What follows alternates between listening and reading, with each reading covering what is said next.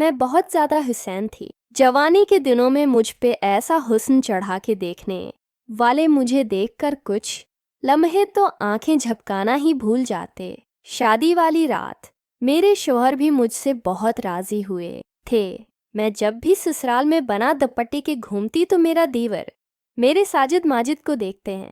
मुझे आज की ये हरकत बहुत बुरी लगती है। हालांकि वो तो 15 साल का बूढ़ा था और मैं तो अभी जवान थी। शादी को कुछ दिन गुजरे थे कि एक रात मेरे शौहर घर पर नहीं थे। इस रात मेरे देवर कमरे में आए और मुझे कहने लगा, भाभी आज हम अकेले ही जल्दी करो। दीवार तो जिद करने लगा और फिर देवर ने खुद ही कपड़ा हटाकर। मैं एक दरमियाने दर्जे के घर में पैदा हुई थी। 19 साल की उम्र में मुझ पे ऐसी जवानी चढ़ी कि चंद दिनों में ही मेरी शादी करवा दी गई। शादी की पहली रात शौहर ने मुझे कहा, मैं मेरे बड़े भाई को बहुत गुस्सा आता है, वो गुस्से में पागल हो जाते हैं।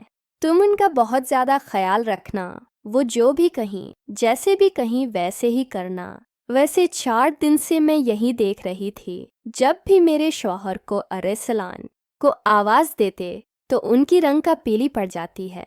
फौरन मेरे शौहर कमरे से बाहर निकल जाते।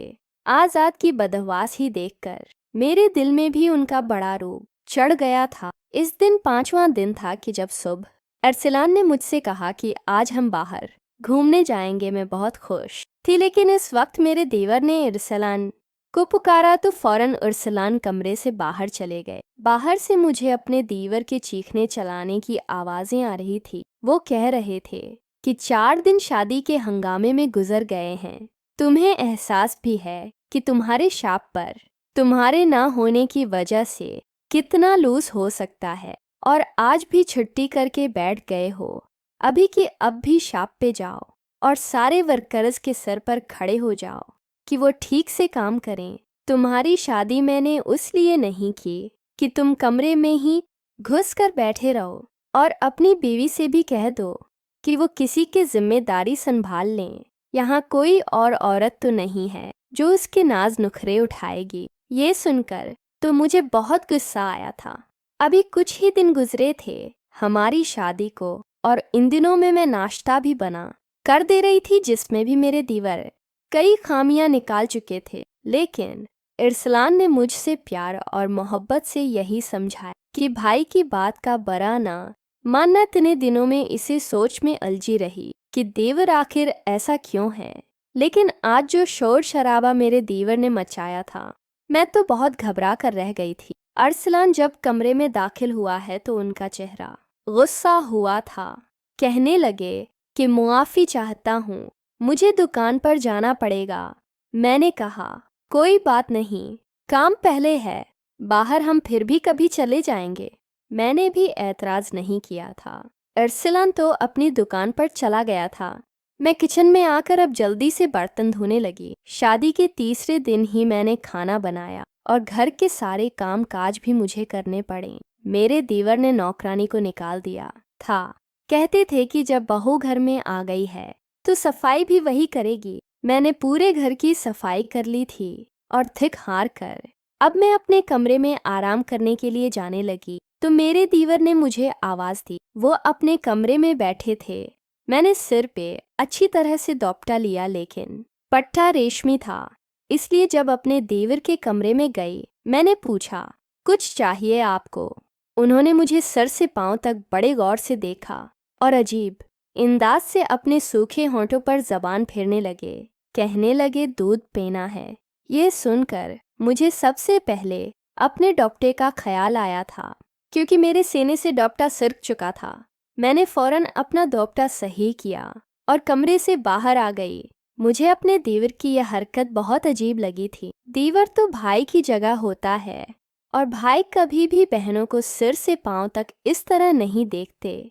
मैं फौरन किचन में आ गई। मेरा दिल जोर जोर से धड़क रहा था।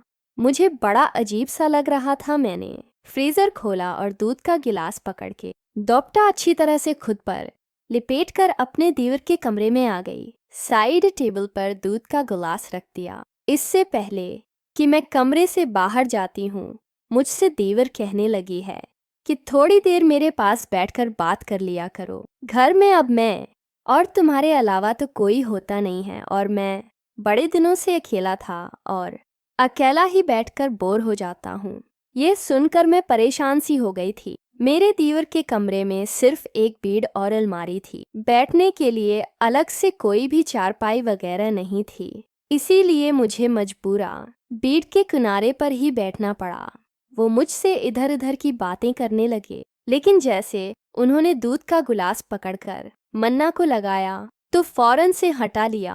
कहने लगे, इतना ठंडा दूध ये मैं नहीं पी सकता, मुझे तो गर्म गर्म दूध पसंद है।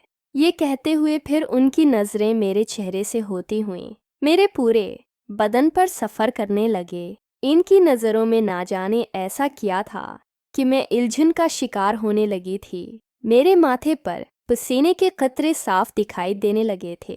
कहने लगे, जाओ इससे गर्म करके ला दो। मैंने दूध का गिलास पकड़ा और खड़ी हो गई। वैसे तो 3 दिन से मेरे देवर बड़े गुस्से में रहते थे। जब अरसलान घर में होता था तो उनकी लहजा बड़ी ही धमा थी। लग नहीं रहा था कि मेरी वही देवर हैं जो 5 दिन से अरसलान को चलाकर बिला रहे थे और गुस्से से बातें कर रहे थे, डांट रहे थे। मैंने दूध पतीले में डाला, जरा गर्म किया, फिर गिलास में डालकर अपने दीवर के पास ले गए। जैसा ही मैंने गिलास इनके आगे बढ़ाया, उन्होंने दूध के साथ मेरा हाथ भी पकड़ लिया। मेरे तो जैसे पूरे तन बदन में करंट सा लगा। मैंने फौरन घबराकर हाथ पीछे करना चाहा तो उन्होंने मेरा हाथ छोड़ दिया। कहने लगे, अरे बाहर कहाँ जा रही हो, बैठो मेरे पास, मुझसे बातें करो। ये तन्हाई का सानब तो मुझे अब और भी ज्यादा दसने लगा है। ये कहकर तीव्र अब ठंडिया रभरी अब मुझे और भी ज्यादा अजीब लग रहा था। मुझे उनकी बातें सुनकर अजीब सा महसूस होने लगा। ये कहने लगे, तुमने शादी के अगले दिन जो काले रंग का सूट पहना था बड़ा प्यारा लग रहा था, आज वही पहन लेना। ये सुनकर मुझे और भी ज्यादा बुरा लगा था। ये फरमाइश तो अरसलान को मुझ से करनी चाहिए थी, न मेरे दीवर को। जबकि अरसलान दुकान पर जाता तो मेरा दीवार मुझे अपने कमरे में बुला लेता, मुझे अजीब नज़रों से देखता, बार बार अपने सौके होंठों पर जबान फिरने लगता और फिर कहता, मुझे दूध पीना है।